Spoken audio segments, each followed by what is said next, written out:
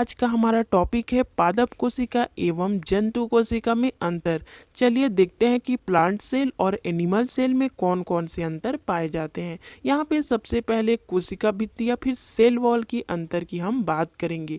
इससे पहले जान लेते हैं कि आखिरकार जो कोशिका भित्ति है वो होती क्या है। तो कोशिका झिल्ली के बाहर निर्जीव पारगम्य तथा मोटी दीवार पाई जाती है, उसे कोशिका भित्ति कहते हैं। पादप कोशिका में कोशिका भित्ति पाई जाती है, उपस्थित होती है, और इनकी जो कोशिका भित्ति होती है पादप कोशिकाओं की, उसमें सेल्यूलोज अथवा दूसरे जो कार्बोहाइड्रेट है उसकी ये कोशिका भित्ति बनी होती है। और यदि हम यहाँ पे जंतु कोशिका की बात करें तो यहाँ पे जंतु कोशिका में कोशिका भित्ति अनुपस्थित होती है या फिर नहीं पाई जाती। यहाँ पे हमारा नेक्स्ट जो अंतर है वो है लवक या फिर प्लास्टिड को लेकर। यदि हम बात करें लवक क्या है, तो कोशिका द्रव्य में पाए जाने वाले गोल या अंडाकार रचना है, इनमें महत्वपूर्ण रसायनों का निर्माण होता है। तो यहाँ पे यदि हम पादप कोशिका की बात करें तो पादप कोशिका में लवक पाए जाते हैं। पादप कोशिका में मुख्यतः 3 प्रकार के लवक पाए जाते हैं, वर्णीय लवक, अवर्णीय लवक और तीसरा है हरित लवक। इसमें से जो पर्णहरिमयुक्त लवक या फिर हरित लवक जो कहलाते हैं तीसरे नंबर के लवक, वो बहुत ही महत्वपूर्ण है। तो यहाँ पे लवक उपस्थित हैं पादप कोशिका में। और यदि हम बात करें जंतु कोशिका में तो लवक जंतु कोशिका में नहीं पाए जाते हैं।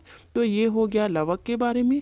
तीसरा है अंतर तारक का या फिर सेंट्रोसोम। यदि हम बात करें सेंट्रोसोम क्या है, तो कोशिका द्रव्य में पाए जाने वाला कोशिकांग होता है तारक का, जो कि कोशिका विभाजन में मदद करता है। यदि हम बात करें इसके बारे में तो कुछ शैवालों एवं कवकों को छोड़कर पादप कोशिकाओं में सेंट्रोसोम नहीं पाया जाता है। और यदि तारक का बात करें जंतु कोशिका में तो जंतु कोशिका में सेंट्रोसोम पाए जाते हैं। हमारा नेक्स्ट अंतर है लाइसोसोम को लेकर। लाइसोसोम कोशिका द्रव्य में गोल गोल थैलीनुमा अंगाणुओं को कहते हैं। यह अंतः कोशिकीय पाचन में मदद करता है। तो यहाँ पे जो लाइसोसोम है वो पादप कोशिका में नहीं पाया जाता है, अनुपस्थित रहता है। और जो जंतु कोशिका है उसमें लाइसोसोम पाया जाता है। यहाँ नेक्स्ट है रिक्तिका या फिर वैक्यूल्स। वैक्यूल्स की बात करते हैं तो रिक्तिका चारों तरफ से एक अर्धपारगम्य झिल्ली से घिरी होती है। इनमें तरल या ठोस पदार्थ भरे हुए होते हैं। तो यहाँ पे जो पादप कोशिका है उसमें रिक्तिका पाई जाती है और वो भी बड़ी रिक्तिका पाई जाती हैं। और यदि बात करें हम जंतु कोशिका में तो ये या तो नहीं पाई जाती हैं जंतु कोशिका में, या फिर यदि ये पाई भी जाती हों, उपस्थित भी हों, तो अत्यंत छोटी छोटी संरचनाओं के रूप में पाई जाती हैं। हमारा नेक्स्ट जो अंतर है वो है माइटोकॉन्ड्रिया को लेकर। यहाँ पे माइटोकॉन्ड्रिया को कोशिका का पावर हाउस भी कहा जाता है। यहीं पे जो कोशिकाओं के विभिन्न कोशिकांग है वहाँ के लिए यहाँ पे जो भोजन का है वो निर्माण होता है, तो इसीलिए इसे पावर हाउस कहा जाता है कोशिका का। माइटोकॉन्ड्रिया की बात करें तो पादप कोशिका में माइटोकॉन्ड्रिया उपस्थित होता है, और जो इसकी जो संख्या यहाँ पे होगी पादप कोशिका में उनकी संख्या कम होती है।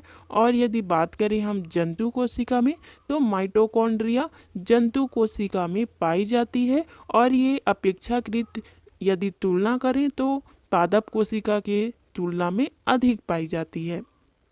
हमारा नेक्स्ट है मध्य पटर या फिर मिडिल लैमिला। यदि इसकी बात करें तो ये एक परत है जो दो कोशिकाओं को जोड़ने का कार्य करती है, मतलब बीच में दो कोशिकाओं को जोड़ने के लिए सीमेंट की तरह कार्य करती है। यहाँ पे पादप कोशिका में जो मध्य पट है वो पाया जाता है, और ये जो विभाजन है कोशिका विभाजन, तो कोशिका विभाजन के समय पादप कोशिकाओं में मध्य पट का निर्माण होता है। यदि हम जंतु कोशिका में इसको देखें तो जंतु कोशिका में विभाजन के समय मध्य पट का निर्माण नहीं होता, नहीं बनता है। इस स्थान पर कोशिका का संकीर्णन पैदा होता है। तो दोस्तों ये थे हमारे जो जंतु कोशिका और पादप कोशिका को लेकर मुख्य